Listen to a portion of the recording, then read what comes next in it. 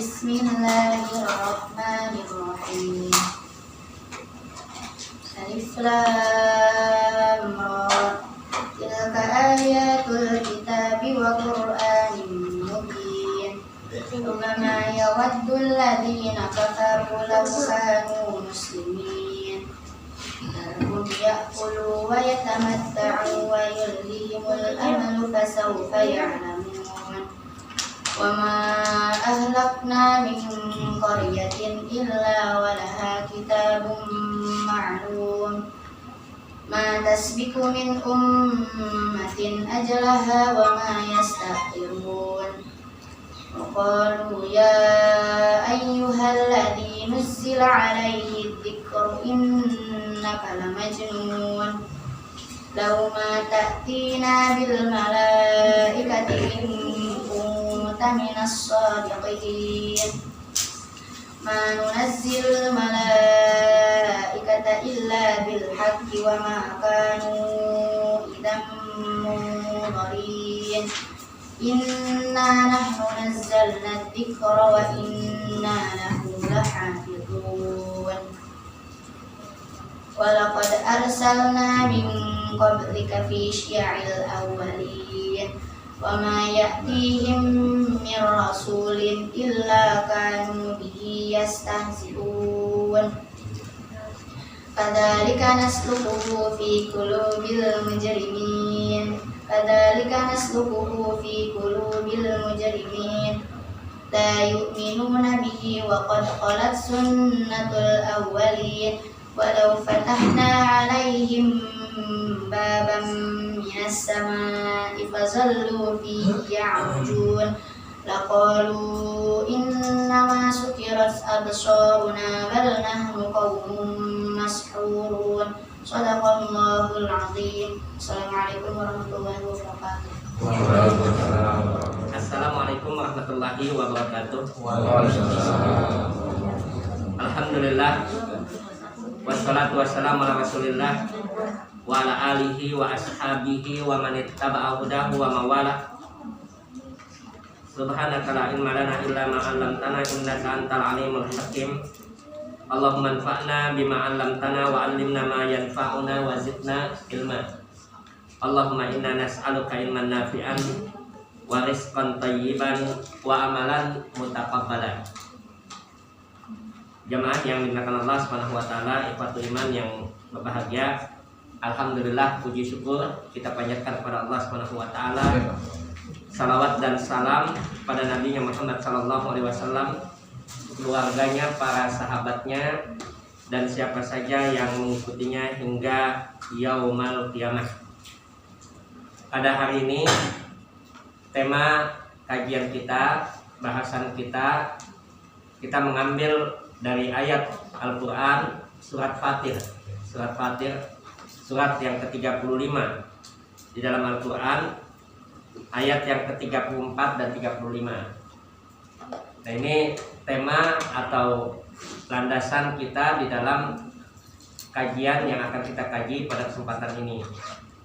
Itu bagaimana kita memahami ayat Allah Subhanahu wa taala dalam surat Fatir tadi. Maka dalam kajian tadabbur Al-Quran ini, saya memberikan sebuah tema bahasan terapi Quran, terapi Al-Quran. Kenapa? Karena memang Al-Quran itu hudal linnas wa bayyinatin minal huda wal furqan. Jadi kalau kita lihat Al-Quran itu, Allah mensifatkan Al-Quran itu hudal linnas wa bayyinatin minal huda wal furqan. Al-Quran itu adalah petunjuk bagi manusia, penjelasan bagi manusia, dan penjelasan dari petunjuk itu sendiri. Nah, ini Al-Quran. Dalam ayat lain Allah menyebutkan pada kita bahwa Al-Quran itu salah satu karakternya, salah satu sifatnya adalah sifat lima fisudur. Sifat itu artinya penawar, obat bagi penyakit-penyakit kita di dalam hati. Sifat lima fisudur. Pada ayat yang lain Allah tidak menyebutkan kalimat Al-Quran itu, hanya Allah sebutkan sifat. Dalam ayat lain Allah sebutkan sifat lima fisudur. Pada ayat yang lain juga Allah katakan hanya sifat, yaitu penawar. Apa artinya? para ahli tafsir sepakat bahwa Al-Quran itu selain sebagai obat pada hati, juga obat pada fisik. Dan kemudian itulah yang dijelaskan oleh seorang ulama Imam Ibnul Qayyim, seorang ulama yang hidup di abad ke-7 Hijriah.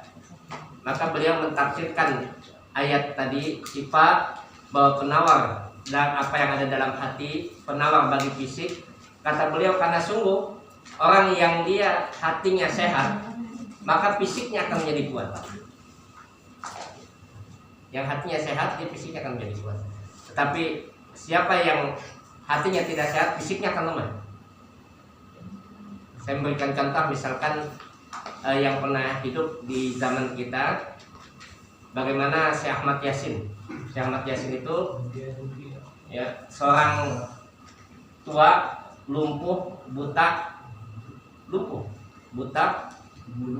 tapi ditakuti oleh Yahudi Israel. Sehingga beliau wafatnya itu, meninggalnya itu dibom di Palestina.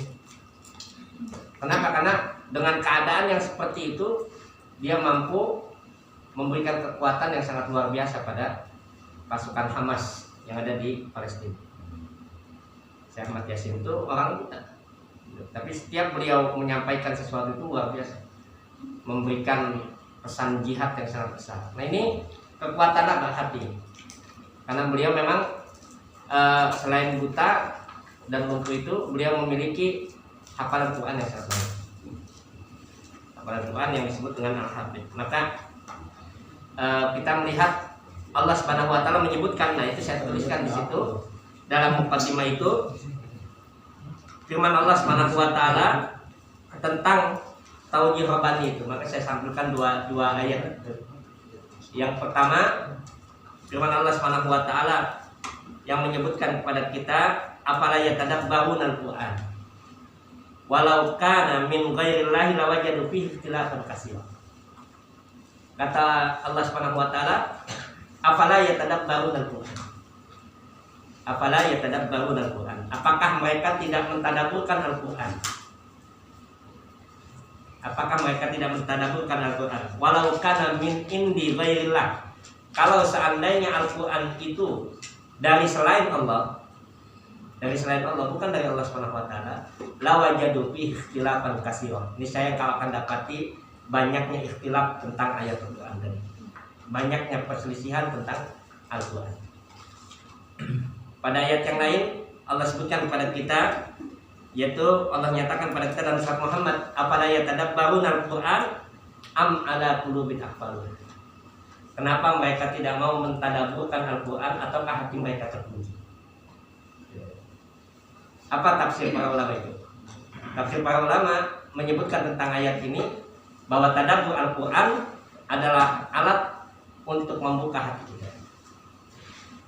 Jadi untuk membuka hati kita. Maka kalau di Baitul Arqam, di Darul Arqam, di kegiatan Muhammadiyah, biasanya penutup kegiatan itu ada yang disebut dengan pembacaan Al-Quran yang disebut dengan materi Fathul Qulub. Hanya baca ayatnya kemudian dijelaskan secara ringkas. Nah, ini Al-Quran. Bahkan begitu luar biasanya efek tadabbur Quran itu. Efek tadabbur Quran itu bagi jiwa kita ini disebutkan oleh banyak penulis dan peneliti ketika mengkaji kenapa Kiai Dahlan itu mampu membangun amal usaha yang besar. Kan pertanyaan. Karena beliau punya kebiasaan tadabbur Quran. Dan tadabbur Quran itu sederhana, menurut beliau itu sederhana sekali. Mentadabburkan Al-Quran itu menurut beliau itu sangat sederhana. Apa yang dikatakan oleh beliau? Ambil 1-2 ayat, baca, pahami artinya, tahu tafsirnya. Apabila ada perintah atau larangan, apakah sudah dikerjakan atau belum? Itu saja. Jadi rumus tadabbur Quran itu kalau menurut Kiai Dahlan itu cuma seperti itu.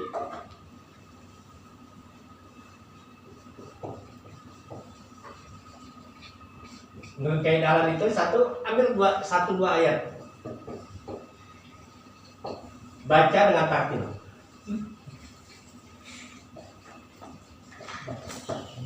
Yang kedua kata beliau, kalau sudah dengan baca dengan tartil, 1-2 ayat dibaca dengan tartil, lalu kemudian ketahui artinya. Terus kata beliau, pahami tafsirnya.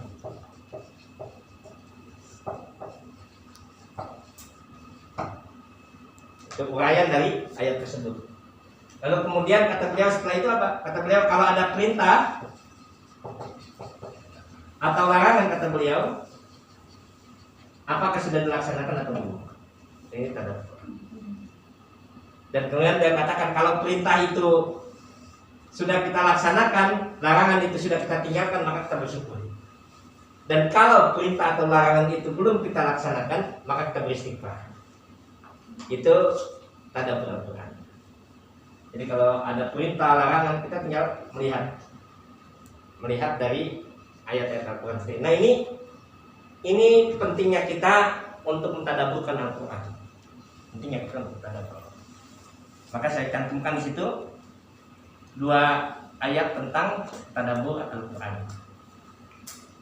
Maka jamaah yang berkenan Allah Subhanahu wa taala, ayat yang kita kaji pada kesempatan ini adalah surat Fatir tadi, surat yang ke-35, ayat yang ke-34. Ya, ayat yang ke-34. Allah Subhanahu wa taala menyebutkan kepada kita, wa qul alhamdulillahilladzi adhaba annal hazan. Alhamdulillahilladzi adhaba annal hazan, inna rabbana laghafurun syakur. Kata Allah Subhanahu wa taala, wa qalu alhamdulillah, dan mereka berkata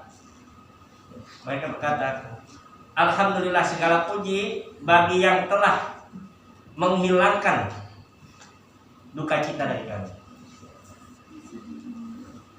Alhamdulillahilladzi adhaba annal hazan.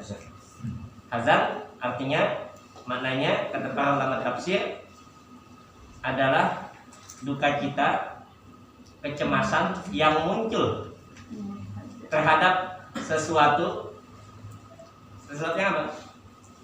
Sesuatu yang telah terjadi atau yang belum terjadi? Belum.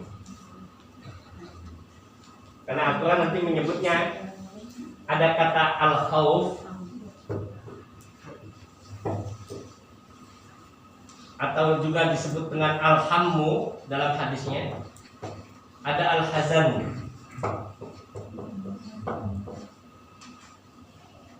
Khauf artinya takut, hammu cemas, hazan juga cemas. Ini yang kita dapati dalam Al-Quran dan hadis Nabi SAW di antara kalimatnya. Apa bedanya antara al-hammu dengan al-hazan? Maka dalam doanya Nabi SAW itu, Allahumma inni a'udzubika minal hammi wal hazan. Minal hammi wal hazan. Ya Allah, aku berlindung kepadamu dari hammi wal hazan. Sama, kecemasan, ketakutan, tapi bedanya apa?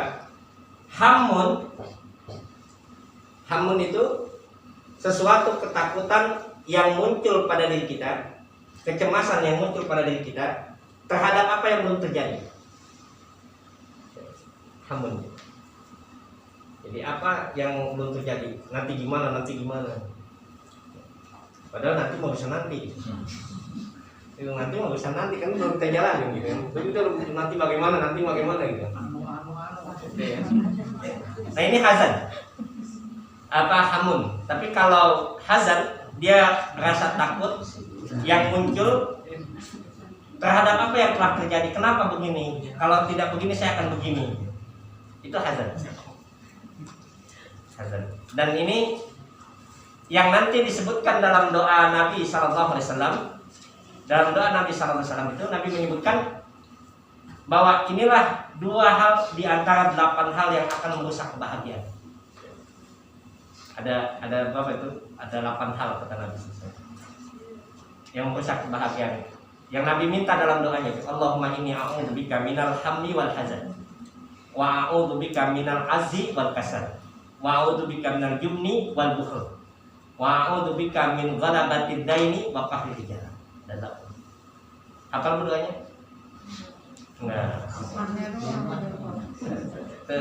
Itulah. Berarti minggu depan kita tes. Besok minggu depan nggak ada yang masuk.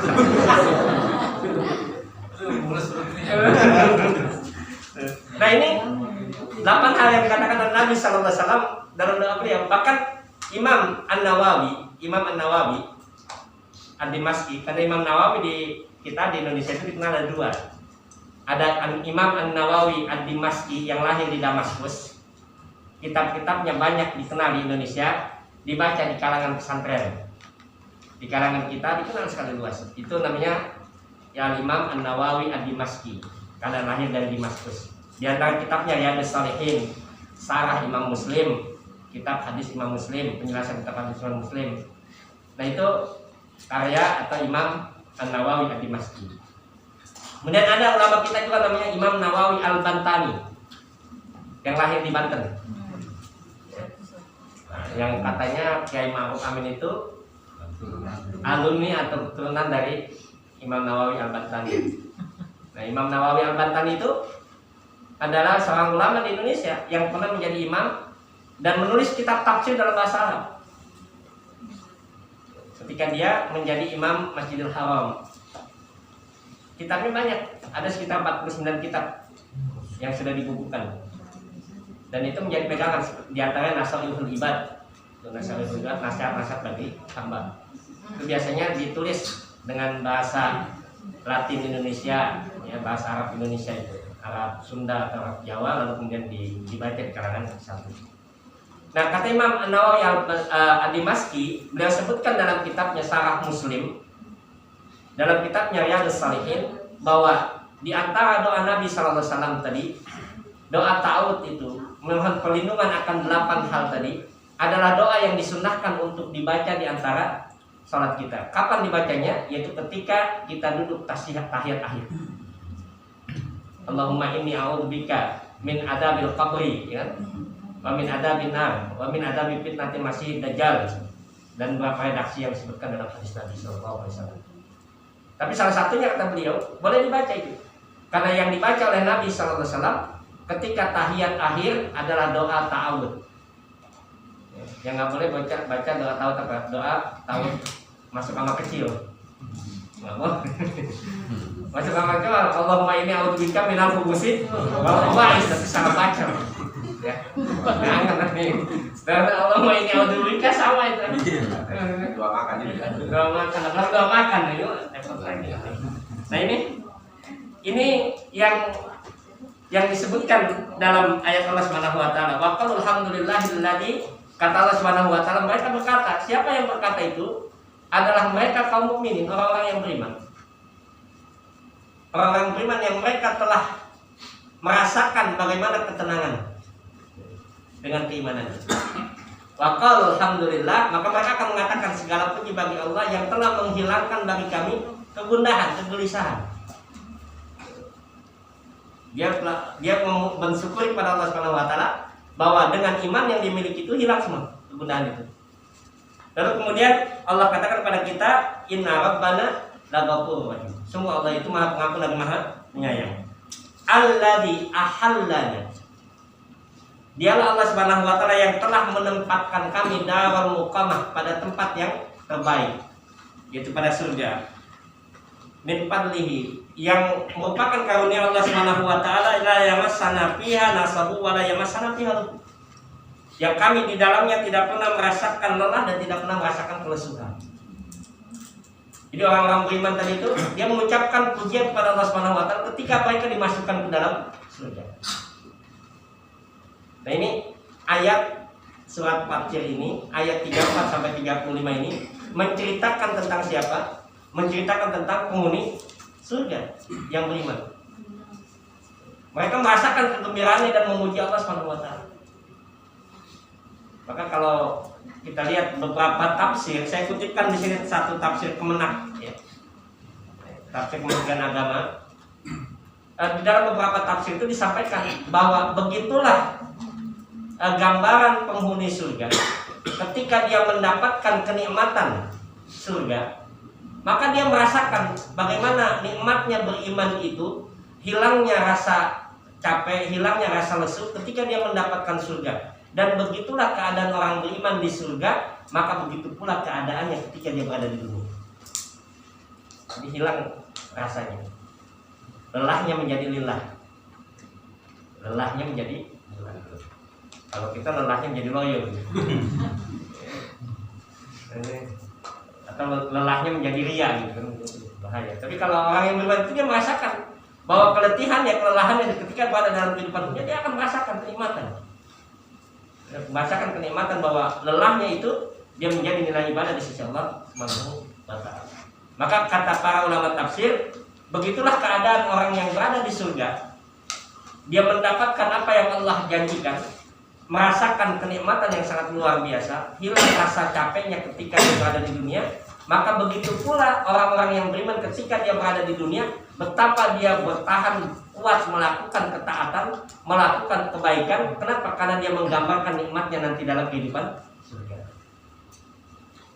Ini hal-hal yang disampaikan oleh para ulama tafsir ketika menyebutkan tentang ayat tadi. Itu ayat dari surat Fatir, surat ke-35 ayat ke-35.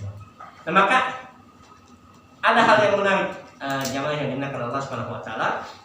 Ada hal yang menarik, maka banyak kalau kita membaca kitab-kitab para ulama itu menyebutkan, maka bagi mereka orang beriman yang berada dalam kehidupan dunia, dia merasakan keletihan, kesuntukan, jenuh, kegundahan, kecemasan. Yang harus diperhatikan adalah apanya? Imannya. Jangan-jangan ada masalah nih imannya. Jadi kalau ada orang yang beriman yang seperti kita, dia merasakan kelelahan, tapi tidak mendapatkan, bukan secara fisiknya tetapi jiwanya dia merasakan kecemasan. Yang perlu dipertingkatkan, diperbaiki adalah bagaimana dia memperbaiki kualitas iman. Kenapa? Karena sifat orang yang beriman itu, dia akan merasakan keletihan itu sebagai sebuah kenikmatan. Saya cantumkan di situ sebab-sebab, di antara sebab yang dia bisa mendorong atau menstimulan, bagaimana stimulan pada dirinya itu menjadikan dia merasakan kenikmatan di dalam kehidupannya, merasakan hilangnya kecemasan, ketakutan, kegundahan, hilang. Apa sebab-sebabnya? Di antaranya adalah iman dan amal soleh. Iman dan amal soleh. Semakin dia meningkatkan kualitas iman, semakin dia meningkatkan kualitas amal, semakin dia meningkatkan kuantitas amalnya, maka semakin hilang itu kegundahan. Semakin hilang. Dan ini yang harus dilakukan. Bagaimana dia meningkatkan nilai imannya tadi, kemudian dia meningkatkan amalnya tadi, baik dari sisi kuantitas maupun kualitas. Kan kalau kemarin, kalau kualitas amal, apa syaratnya itu Pak? Ini kalau nggak bisa jawab kami dulu.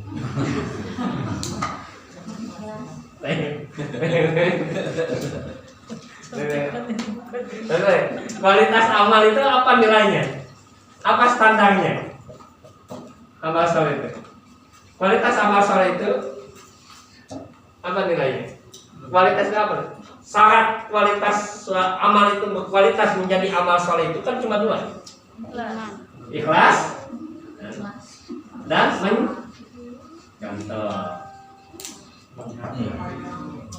kualitas. Baru dinilai amal itu berkualitas. Itu yang Allah katakan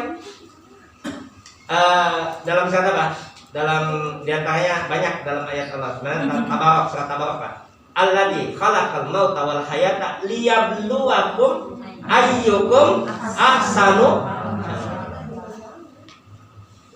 Liyabluwakum ayyukum ahsanu amala. Ahsan. Amalnya itu menjadi amal yang terbaik.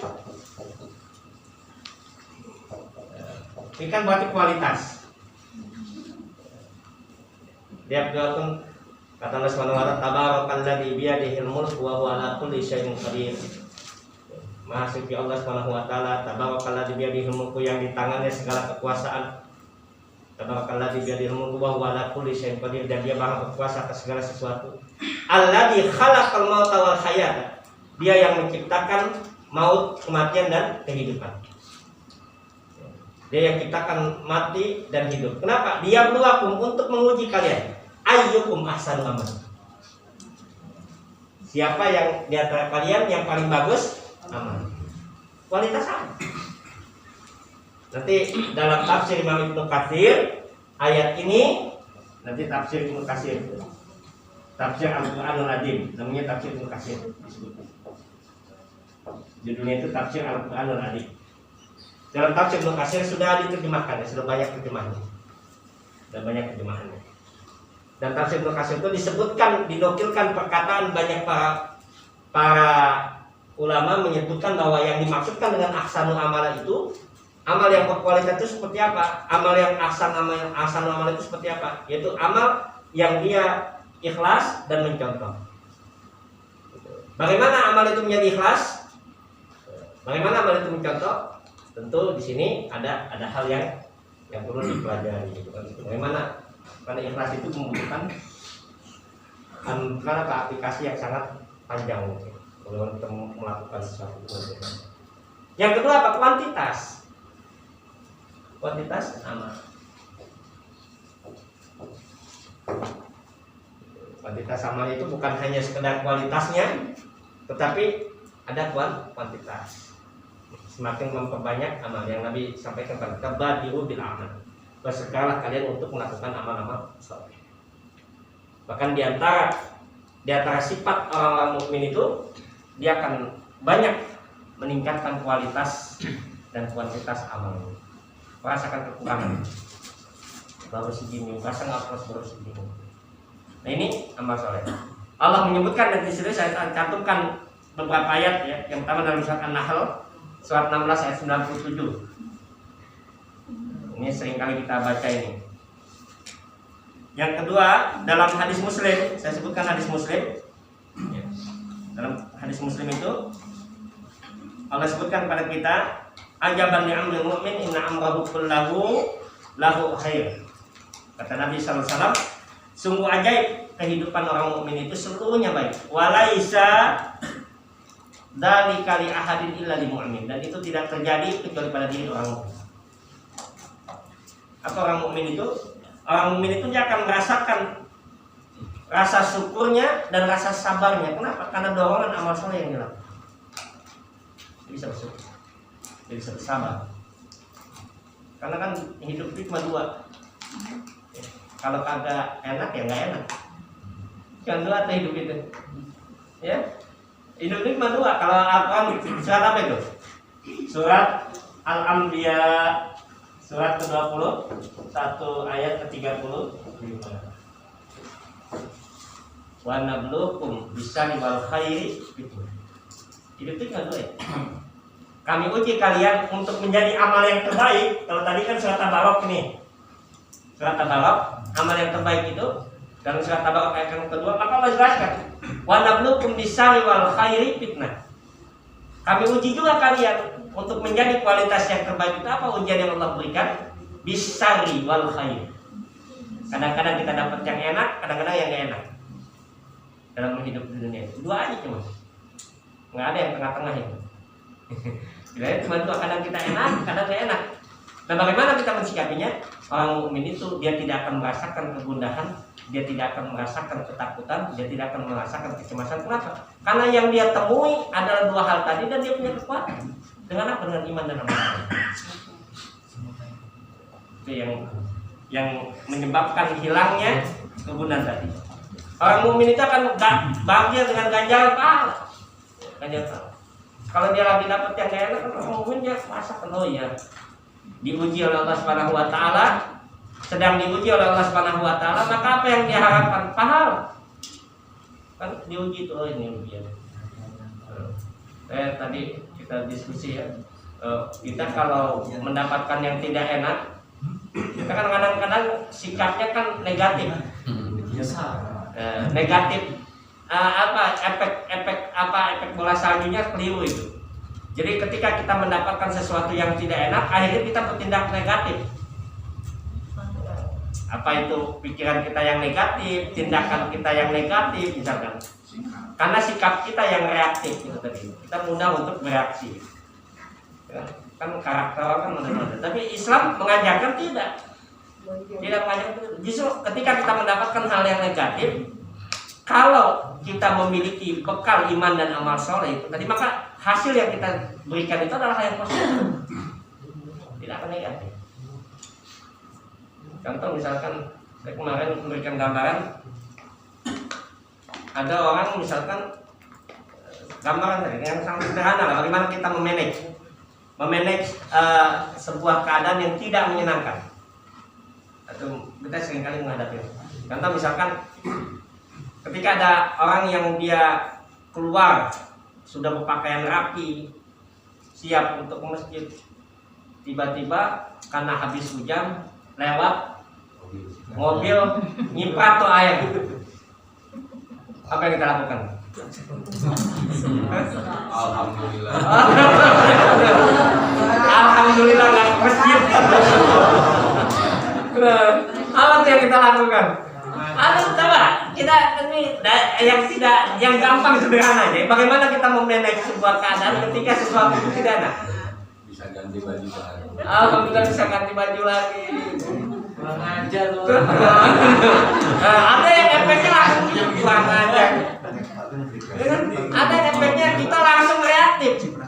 Reaktif yang tidak positif. Refleks itu Efek dari negatif tadi kita reaksinya negatif. Padahal pada kesempatan itu paling tidak kita ngedumel. Udah udah kesal banget. Tapi coba lihat bagaimana kata Nabi SAW ketika kita menghadapi yang seperti itu, kasus yang kita tidak enak menghadapi yang tidak enak kita, Nabi mengingatkan kepada kita, Innallaha ala dzanni abdi. Kata Nabi SAW itu, Allah itu bersama dengan prasangka hambanya. Satu. Yang kedua, kata Nabi SAW, ada doa yang tidak ditolak. Salah satunya adalah doa ketika kita dizolimi oleh orang lain. Kesempatan itu terbuka, coba mudah-mudahan mobilnya lebih bagus ya. Kita kan nggak berpikir begitu kan, kita langsung negatif. Akhirnya apa?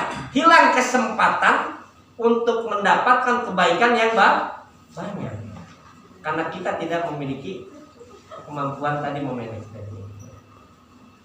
Nah ini yang harus kita pahami, bahwa orang yang beriman itu dia akan bahagia dengan ganjaran dalam kondisi apapun, baik itu sesuatu yang menyenangkan buat dia ataupun tidak. Nah maka nanti saya santumkan di situ ucapan salaf. Salaf itu artinya orang terdahulu ya, itu para ulama terdahulu. Apa yang dikatakan laula al-masaib la waratna yaumal qiyamah mafalis. Laula kata para ulama itu, kalau tidak adanya musibah di dunia, tidak adanya musibah, kita nggak dapat musibah di dunia ini, nggak dapat kejadian yang tidak mengenakan, kita akan menghadap Allah nanti dalam keadaan bangkrut. Kenapa bangkrut? Karena hilang kesempatan untuk mendapatkan pahala yang besar. Bukankah di setiap musibah itu Allah siapkan pahala? Maka ada istilahnya itu blessing in disguise itu. Ada kasih sayang Allah di balik musibah yang Allah berikan. Di balik yang kita nggak senengin. Apa saja yang kita nggak senengin ada. Contoh misalkan ketika bicara tentang musibah dalam surat Al-Baqarah ayat 155 sampai 157. Allah sampaikan apa dalam 155-157 itu? Surat Al-Baqarah itu. Ulaika alaihim shalawatum min rabbihim wa rahmah wa ulaika humul muhtadun. Orang yang dia bersabar, ulaika alaihim shalawatum min rabbihim wa rahmah. Dialah yang mendapatkan pujian, sanjungan dari Tuhannya. Jarang-jarang kita disuruh salawat kepada Nabi, ini Allah yang bersalawat. Kita disuruh salawat sama Nabi kan? Untuk apa? Untuk kita memuji Nabi, untuk mendapatkan feedbacknya. Artinya balik itu pada kita. Feedbacknya kita yang harapkan. Ketika kita bersalawat, kata Nabi SAW, man shalla alayya salatan sallallahu alaihi asra. Siapa yang dia mengucapkan salawat kepada Nabi SAW satu kali, maka Allah akan bersalawat kepadanya 10 kali. Nah ini Allah yang memberikan salawat. Ulaika alaihim salawatun min rabbihim. Allah yang akan menyanjung dia, memberikan salawat. Jangan. Kapan? Ketika kita bersabar. Ulaika alaihim salawatun min rabbihim wa rahmah. Kasih sayang Allah Subhanahu wa taala berikan. Ketika kita berada dalam keadaan musibah tadi, Allah berikan rahmat tadi. Allah berikan hidayah yang jarang sekali orang mencari hidayah itu. Allah berikan di sini ketika dia ada kesempatan, ketika dia musibah, Allah berikan jalan hidayah yang besar. Ini masaib tadi, musibah. Jadi orang mukmin itu dia nggak akan mudah dengan musibah. Ya sudah, kayak memang biasa. Bahkan nanti kalau musibah itu terjadi pada diri seseorang, dia akan merasakan, oh ini. Ada contoh Nabi SAW pernah menasihati ketika ada orang yang mengatakan sesuatu yang tidak enak. Ada orang yang memarahi. Satamahu. Kata Nabi SAW itu, datang seseorang mengatakan, ya Rasulullah, ya Rasulullah, wahai Rasulullah, ada orang yang menyatakan begini dan begitu kepada diriku. Lalu kata Nabi SAW, apa yang kamu lakukan? Bukankah kamu bersyukur dengan keadaan tadi? Bingung orang itu, kok bisa begitu gitu kan? Lalu apa kata Nabi SAW? Kalaulah apa yang ia ucapkan itu ada pada dirimu, itu adalah nasihat Allah kepadamu. Jadi Allah memberikan nasihat melalui orang itu. Tapi kalaulah apa yang dia sampaikan itu tidak ada pada dirimu, maka pada hakikatnya Allah berikan kesempatan untuk mengampuni dosa. Kan enak. Syukur lu ngomongin gue. Jangan gitu, kita balas lagi gitu. Itu yang kurang ininya. Lalu maka nggak ada sesuatu yang tidak mengenakan. Dari kejadian itu tidak ada. Itu yang disebut dengan blessing in this itu. Ada kasih sayang Allah Subhanahu wa taala pada hal yang kita tidak sukai gitu. Cuman sayangnya kita, kelemahannya kita selalu melihat pada masalahnya, tidak melihat nilai luarnya. Frame atau bingkai berpikir kita begitu. Jadi tidak melihat pada apa yang dibalik itu semua. Nah ini yang perlu kita ketahui, jamaah yang dimuliakan Allah Subhanahu wa taala. Yang kedua, bahwa ketika kita melihat bagaimana cara kita meningkatkan, ya, bahwa Allah Subhanahu wa taala tidak akan memberikan musibah, ujian, kecuali ada kenikmatan yang Allah berikan pada kita, ada kebaikan yang Allah berikan pada kita. Maka yang berikutnya adalah kita bagaimana memahami bahwa dunia itu pasti seperti itu yang kita jalani. Semua hakikat dunia itu seperti itu. Kalau kita merasakan hari ini merasakan sakit, maka orang lain pun juga merasakan sakit. Bahkan dalam peristiwa peperangan itu dalam surat Ali Imran, saya nggak kutipkan di situ dalam surat Ali Imran itu. In tamsasku karhun faqad masal karhum mislu. Kata Al-Quran itu, jika kamu merasakan sakit dalam peperangan, luka dalam peperangan, maka mereka pun merasakan luka juga sama. Orang-orang kafir juga sama, orang yang berdosa juga sama. Tapi apa kata Allah kemudian? Akan tetapi kamu mengharapkan apa yang tidak mereka harapkan. Wa tarjuna minallahi ma la yarju. Kamu mengharapkan apa yang diharapkan, itu ganjaran yang Allah berikan. Kalau kita merasakan letih, mereka juga sama merasakan letih. Tapi apa yang bedanya? Ketika kita merasakan keletihan itu, kita mengharapkan ganjaran yang Allah berikan. Kalau kita merasakan ini berat, ujian, mereka juga sama. Tapi bedanya kita dengan mereka apa? Kita mengharapkan ganjaran yang Allah berikan. Itulah yang disampaikan oleh para ulama, bahwa semakin kita meningkatkan kualitas iman kita, kualitas amal soleh kita, ya, kita akan paham bahwa oh ya, kebenaran itu sesuatu yang tidak ada pada diri orang mukmin. Maka selain dia melakukan kekuatan iman dan amal soleh tadi, yang kedua adalah memperbanyak doa. Ada beberapa doa yang saya cantumkan di situ, ya, doa yang mudah-mudahan bisa diamalkan. Saya tulis latinnya aja itu. A'udzubika minal hammi wal hazan tadi yang saya sebutkan di situ. Saya tuliskan Latinnya saja di poin tentang doa itu ya. Hadis riwayat Abu Daud itu. Ini hadisnya panjang itu ya, hadis Abu Sa'id Al-Khudri itu. Rasulullah sallallahu alaihi wasallam pada satu hari masuk masjid dan ternyata terdapat seorang sahabat dari Ansor yang dipanggil Abu Umamah. Beliau berkata, apakah gerangan aku lihat seorang duduk di masjid bukan pada waktu sholat? Jadi orang itu nongkrong di masjid bukan pada waktu sholat. Nabi tanya. Lalu kemudian dia menjawab, kegundahan dan hutang. Hutang nih yang menyelimutiku wahai Rasulullah. Kegundahan, kecemasan yang menyelimuti saya, maka saya nongkrong di masjid aja dah. Bahasanya begitu, nongkrong di masjid aja dah. Lalu apa kata Rasulullah SAW? Beliau menyebutkan, maukah aku ajarkan kepada kamu satu perkataan yang apabila perkataan itu kamu ucapkan, maka Allah akan menghilangkan kegundahan dan melunaskan hutang-hutang.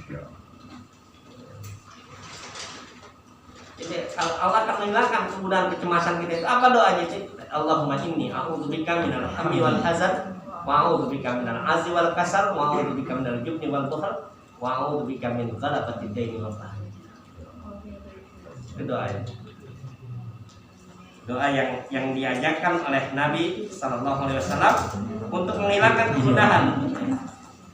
Kemudian saya sebutkan lagi hadis Abu Daud juga 4426 itu. Ya. Hadis yang disebutkan pada kita dari Abdurrahman, ya, dari Abdurrahman bin Abu Bakar berkata kepada bapaknya, wahai bapakku, di waktu pagi aku selalu mendengarmu berdoa. Siapa Abu Bakar itu? Abu Bakar itu salah seorang sahabat Nabi sallallahu alaihi wasallam. Ya, salah seorang sahabat yang aku mendengar kamu mendoakan tuh. Apa doanya? Allahumma afini fi badani, Allahumma afini fis sam'i, Allahumma afini fi basari, Allahumma afini fi basari, la ilaha illa anta.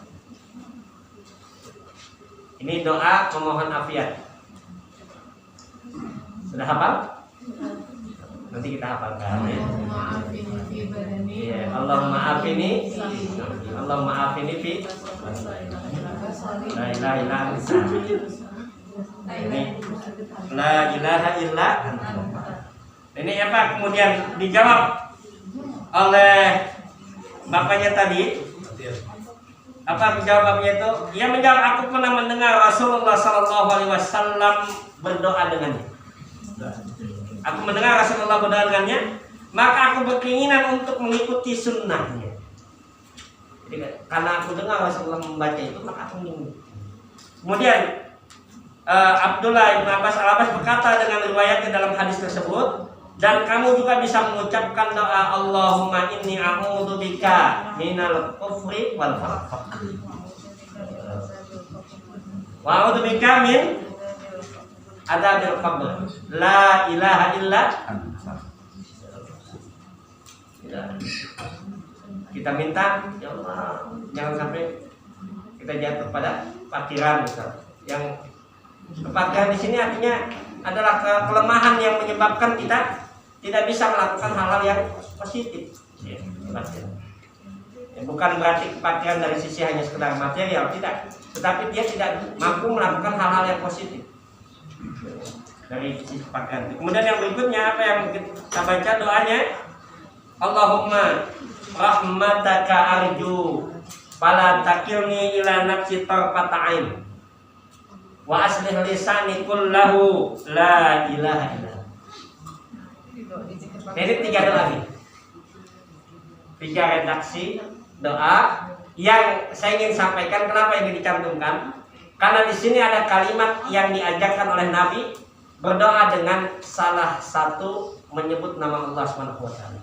La ilaha illa anta. Ini doa yang paling disukai. Kata Nabi sallallahu alaihi wasallam, tidak ada satu doa yang paling disukai oleh Allah kecuali doa itu dengan memanggil nama Allah Subhanahu wa taala. Maka doa-doa Nabi itu selalu pakai la ilaha illa anta. Atau misalkan dalam doa yang lain, ya Rabbi, ya Allahumma Rabbana, Itu dengan memanggil nama Allah Subhanahu wa taala.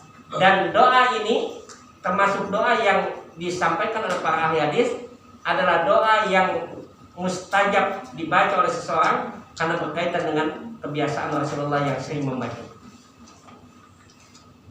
Ini loh. Jadi hilangnya kegundahan itu yaitu dengan kita memperbanyak doa. Yang terakhir adalah kita bertawakal kepada Allah. Tawakal itu artinya apa? Bersandar. Ya, bersandar kepada Allah, pasrah sudah. Setelah usaha yang maksimal. Setelah usaha yang maksimal. Kalau orang yang tawakal itu dia akan maksimal usahanya. Tapi kalau dia tidak maksimal usahanya bukan tawakal. Bukan tawakal, tetapi ittikal namanya. Dalam bahasa Arab itu ada ittikal, ada tawakal. Ittikal itu yang dimaksudkan dengan tawakal, ittikal itu dia bersandar tanpa ikhtiar. Ada dua itu. Ittikal dan tawakal. Ada ittikal, tawakal.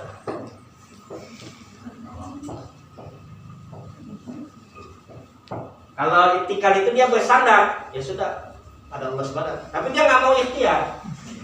Tapi kalau orang yang tawakal itu dia bersandar kepada Allah Subhanahu wa taala setelah ikhtiarnya maksimal. Selesai. Hasilnya Allah yang menentukan. Hasilnya Allah yang menentukan. Dia tawakal. Jadi enggak, maka dia ketika Umar bin Khattab radhiyallahu anhu melihat anak muda. Pada saat itu Umar bin Khattab ketika menjadi khalifah melihat anak muda yang waktunya habis di masjid. Jadi dilihat sama Umar, ini kan kalau kita lihat ini cakep banget nih anak nih, mantep, foto masjid itu. Kalau dulu saya bilangnya, kalau dulu waktu anak jadi pemuda itu sama orang-orang itu bilang, lu kayak foto masjid mainin masjid muni. Jadi anak luar biasa, cakep. Ini anak muda, Umar tanya, apa yang kamu lakukan di sini? Beribadah ya Amirul Mukminin. Beribadah ya Amirul Mukminin, anak muda, beribadah. Lalu apa kata Umar benar? Apakah engkau tidak beriltiang untuk mencari si Allah yang akan menanggung besi saya? Langsung ditendang sama Umar. Kalau baca ceritanya itu ditempak sama Umar itu. Ditendang. Kalau ditempak sama Umar itu keluar kamu. Allah tidak akan memberikan rezeki kepadamu kecuali kamu ikhtiar. Luar biasa. Nah ini gambaran bahwa orang yang bertawakal itu dia ikhtiar maksimal. Nanti hasilnya apa yang berikan. Satu kali ada seorang datang ke masjid, Nabi sedang duduk di depan masjid. Datang seorang ke masjid, menaiki ontanya, lalu kemudian dia turun untuk salat masjid, lalu dia taruh ontanya begitu. Kata Nabi SAW, i'tikha, ikat onta itu, kata Nabi SAW. La ya Rasulullah, atawakkalu ala Allah. Kata orang tadi, nggak usah ya Rasulullah, saya bertawakal pada Allah. Apa jawab Rasulullah? Ikat dulu baru kamu bertawakal. Artinya ada ikhtiarnya. Ikat dulu baru bertawakal. Jangan kita pasrah aja gitu kan. Nah ini orang mukmin. Nah ketika dia bertawakal kepada Allah, Subhanahu wa taala, apa yang Allah janjikan? Wa may yatawakkal 'ala Allah fa huwa hasbuh. Barang siapa yang dia bertawakal kepada Allah, maka Allah lah yang cukup menjadi orang yang mencukupinya, zat yang mencukupi. Kalau dia bertawakal, artinya dia maksimal, Allah yang akan mencukupi dia. Fa huwa hasbuh. Maka orang yang mukmin itu dia akan merasa hasbunallah wa ni'mal maula wa ni'man nasir. Itu gambaran keimanan. Maka ayat yang lain yang saya cantumkan tadi dalam makalah ini Allah katakan, maka bertawakallah kamu in kuntum mu'minin, jika benar kamu orang yang Jangan-jangan kalau orang yang nggak bertawakal dia tidak beriman, dia tidak pasrah, dia tidak beriman. Seakan-akan begitu tafsirnya. Atau kurang imannya ketika dia kurang bertawakal, dengan bersandar kepada Allah Subhanahu wa taala. Jadi dia dia tawakal kepada Allah Subhanahu wa taala. Nah ini yang membuat kunci ketenangan. Nah, saya gambarkan pada penutup kajian ini sebuah hadis Nabi Sallallahu Alaihi Wasallam. hadis ini ada dalam kitab Riyadhus Shalihin, ya, riwayat Imam Muslim yang diriwayatkan oleh Abdullah bin Abbas.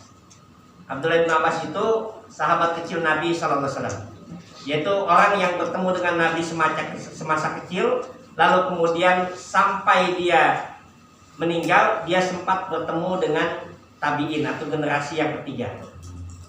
Itu namanya Abdullah ibnu Abbas. Satu kali Abdullah ibnu Abbas itu ada di hadapan Nabi Sallallahu Alaihi Wasallam, lalu Nabi sampaikan kepadanya, ya gulam, wahai anak, ya gulam, wahai ananda. Bukan ayah anda ini, wahai ananda gitu ya. Kata Rasulullah itu, ya gulam, wahai ananda itu, wahai anakku. Apa kata beliau? Ihfadillah yahfaduka. Jaga Allah, Allah akan jaga kamu. Ihfadillah tajid najah. Jagalah Allah, Allah akan menjadi orang yang kau akan lihat di hadapan. Zat yang kau akan lihat di hadapan. Lalu kemudian kata Nabi Sallallahu Alaihi Wasallam, dia kata, wa'lam, kata Nabi. Ketahuilah, lawi jitama'at hadhil ummah ala ayyan fa'aka la yanfa'aka ma kataba illa ma kataba Allahu lak. Kalau seandainya seluruh manusia berkumpul untuk memberi kamu manfaat, yaitu memberi kita kebaikan, tidak akan terjadi kebaikan itu kecuali apa yang telah Allah tetapkan. Tidak akan terjadi. Ini mau dijanjiin begini, mau dijanjiin, tidak akan terjadi kecuali apa yang telah Allah tetapkan. Wa'lam, kata Nabi kemudian, lawi jitama'at hadhil ummah ala ayyaduruka la yaduruka illa ma kataballahu alaika. Kalau seandainya manusia berkumpul untuk memberikan kamu mudarat, bahaya, tidak akan terjadi bahaya itu kecuali apa yang telah ada ketetapannya di sisi Allah. Apa artinya? Kata para ulama hadis, ayat ini menyatakan kepada Abdullah bin Abbas bagaimana dia bertawakal kepada Allah SWT. Tidak ada. Dia maksimal, hasilnya Allah. Kenapa? Karena orang yang beriman, kenapa ketika keluar rumah itu kan doanya itu kan? Apa doanya? Bismillahirrahmanirrahim. Tawakkaltu. Kalau masuk rumah? Masuk rumah apa? Assalamualaikum. Ada doanya itu. Ada doanya itu, masuk rumah ada doanya itu. Yang kata Nabi Sallallahu Alaihi Wasallam itu Assalamualaikum. Kata Nabi Sallallahu Alaihi Wasallam itu, hadisnya itu kan saya itu. Kata Nabi Sallallahu Alaihi Wasallam, Nabi menceritakan orang yang dia masuk rumah, lalu dia membaca doa Bismillahi walajna wa Bismillahi kharajna wa ala rabbina tawakkalna, lalu kemudian dia mengucapkan salam, maka setan akan berkata pada temannya, waduh, nggak ada tempat nginep kita. Nggak ada tempat nginep kita.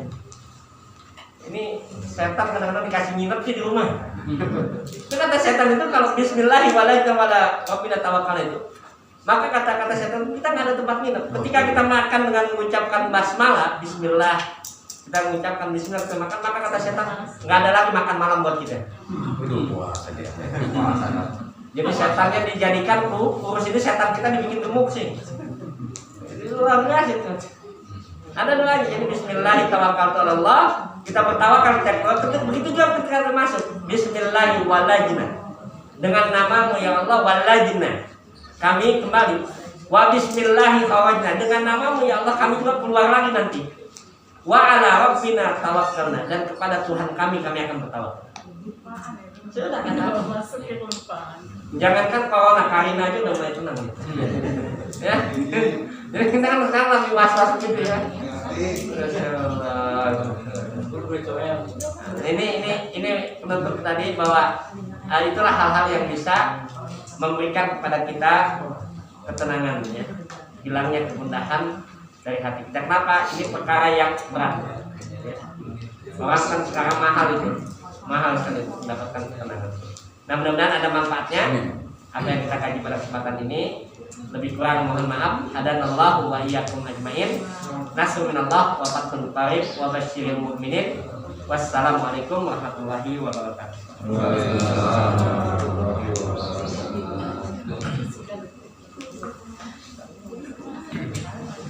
Alhamdulillah, baru saja kita telah mendengarkan kajian islaman yang disampaikan oleh Bu Linda, mudah-mudahan apa yang tadi telah disampaikan oleh beliau baik temanya hari ini tetapi Tuhan maksud surat Fatih ayat 34 mudah-mudahan ini bukan kita dalam kehidupan kita sehari-hari dan tentunya juga kita di akhirat. Selanjutnya mari kita terus dengarkan informasi yang akan disampaikan oleh pimpinan kita yang di BPD selaku Ketua Pimpinan Nabi Muhammadiyah Ketapang pada Ayahanda dan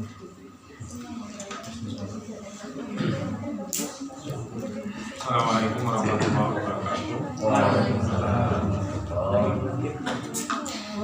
Bismillah walhamdulillah. Hadirin para jamaah pengajian yang berapa. Hari ini kita sudah memasuki tanggal 11 Zulkaidah. Berarti tinggal 1 bulan lagi kita memasuki Lebaran Haji. Nah itu Lebaran Haji kita di sini di Ketapang kita akan melaksanakan pemotongan hewan kurban. Nah itu ada beberapa informasi yang masuk bahwa hewan kurban itu kisarannya cukup tinggi ya. Kalau 25 aja tuh kelihatannya masih kecil ya. Kalau lihat yang 28 juta, nah itu ada yang menengah ya. Kalau mendekati 30 juta kan besar gitu. Kemudian yang 26 kepala itu kecil. Kita kalau ngambil yang menengah itu sekitar 26 juta. Itu berarti per orangnya kalau kurban itu bagi 7 itu 3.715.000 kurang lebih gitu ya, 3.715.000 itu sapi yang cukup menengah lah, hampir sama kali dengan yang kemarin, tapi berapa kali 25 ya, 25 juta kan udah mendekati 21 juta. Nah itu berarti kalau satu orang kalau kita kurban itu akan dikenai 3.700.000 lah gitu, ya. Nah kemudian biaya pemotongan kalau tahun kemarin kita pemotongan di Jagal itu di RPH, rumah pemotongan hewan itu ada di daerah sini di Kosambi itu kalau dibelah 4 saja itu biayanya 800.000 per sapi ya, jadi udah dipotong dikuliti. Saya menyaksikan sih dengan itu cukup Islam lah. Kita ditawarin mau diniatin apa enggak, kalau nggak niatin langsung potong, enggak Pak, langsung potong aja gitu. Kalau yang orang-orang di luar kita kan pada niat gitu kan, siapa-siapa tuh ditulis gitu. Kalau dia enggak, kalau kita enggak ya udah dipotong langsung. Kemudian itu kalau dibelah 4 itu biayanya 800 per sapi per ekor. Kalau dipisahkan daging dengan tulang, dipisahkan saja itu biayanya 1 juta gitu per 1 ekor sapi. Tapi kalau dipotong-potong dagingnya dan tulangnya juga dipotong-potong kecuali kepala itu 1.200.000 biaya pemotongannya, dan termasuk memotong daging itu dan memotong tulang. Jadi kalau yang pertama itu kita dibelah 4 kita bawa, kayak tahun kemarin kita bawa sini, lalu kita cincang gitu ya. Kemudian kalau yang 1 juta itu dia dipisahkan daging itu dari tulangnya ya, tapi tidak dipotong-potong, kita yang potong-potong. Kalau yang 1.200.000 itu sudah dipotong-potong rapi kecuali kepala, jadi kita datang nanti tinggal masukin ke plastik untuk mengatur. Dan saya melihat memang waktu tahun kemarin itu cukup bersih gitu ya tulangnya, cukup bersih, jadi daging jadi banyak gitu. Kalau kita kan daging itu masih ngikut ke tulang gitu, masih banyak, akhirnya banyak yang pecah-pecah gitu. Nah itu gambaran yang saya sampaikan. Kalau saya sih berharap kalau satu orang itu 3.700.000 3.715.000 ya.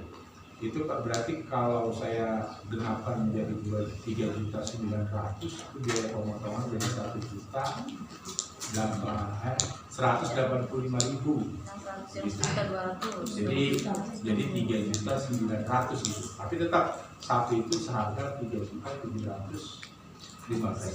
Kalau kita 26 juta itu biaya pemotongan kan bisa aja nanti orang mau biaya pemotongan mau lebih boleh, mau kurang boleh, masalah gitu ya Pak ya. Nanti kita nonton kemarin.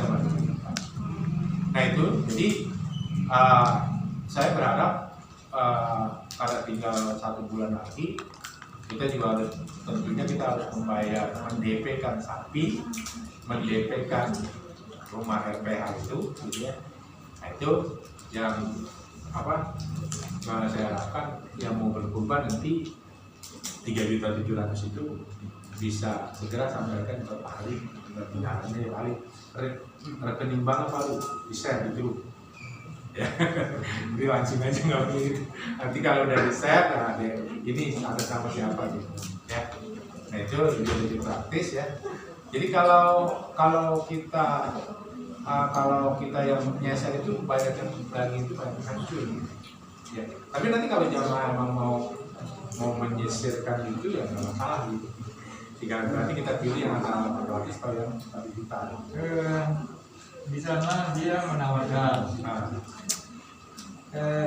tinggal bersih, kemudian tinggal masukin lagi. Iya. Seperti yang segitu. Cuma dia undang 1 juta. 1 juta. Iya. Nah itu ada lain. Iya. Gitu. Ya silakan aja. Itu nanti yang penting kalau nanti Sapinya dulu. berapa? Yang penting sapinya dulu aja. Iya, 3.700.000 sapinya dulu. 3.700.000 lah ya. Jadi nggak terlalu kecil juga nggak terlalu besar gitu sapinya. 3.700.000 itu. Nanti biaya pemotongannya bisa kita ajukan lagi lah kalau dari katakan. Ya. Itu jauh nggak kali? Jauh nggak? Oh ya. Itu saja. Jadi silakan saja nanti yang mau kurban itu 3.700.000 lewat Mali. Ya, kalau kemarin 2 ekor kita dapat ke 2 ekor karena semakin ya mudah-mudahan sih dapat 2 ekor. Jadi nanti rekening bank ada share itu ke Mali yang mau kurban tinggal store ke banknya langsung juga boleh dapat pengajian seperti ini langsung juga boleh. Itu saja atas perhatian dan nanti saya mohon partisipasinya. Mohon maaf apabila ada yang kurang. Assalamualaikum warahmatullahi wabarakatuh. Nanti dibuatin list aja kali ya Pak ya? Anak Iya. tulis di IC juga di bawah.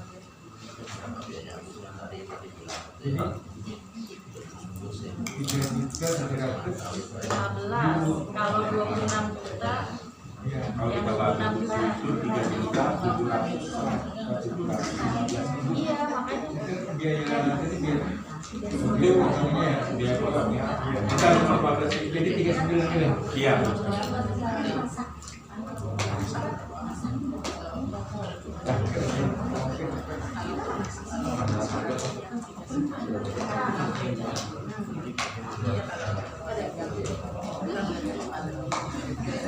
Baik, maaf, bisa kita dengarkan beberapa informasi yang akan sampaikan oleh pimpinan kita terkait kurban. Seyogianya bisa menjadi tujuan bagi kita semua untuk pelaksanaan kurban di rumah kita. Karena waktu sudah cukup malam dan tidak bisa bertanya jawab, maka kita akhiri kegiatan kita pada hari ini.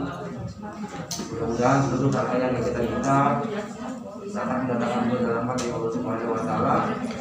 Dan kita doakan kepada kita semoga Allah dalam lindungan Allah Subhanahu wa Ta'ala dan sehat walafiat. Mohon maaf lahir batin. Marilah kita tutup seperti yang pada kita ini dengan mengucapkan hamdalah.